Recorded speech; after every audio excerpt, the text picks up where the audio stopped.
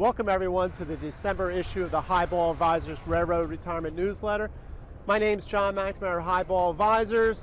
Hope everybody had a great Thanksgiving, and now we're getting ready for the holiday season coming up. So a lot of things going on, obviously in the industry, a lot of talk about vaccinations. I did a video on that, check that one out.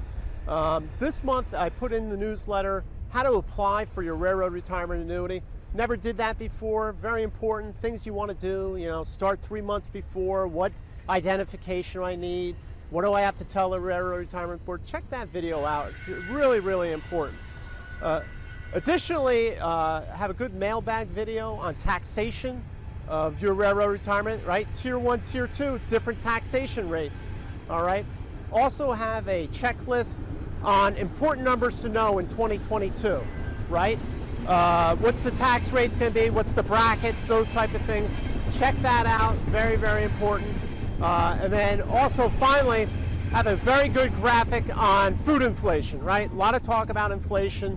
You hear it about the news, but really, what's it coming down to you in the supermarket? So check that out. It's a good thing to, just a good conversation starter to see where prices are going.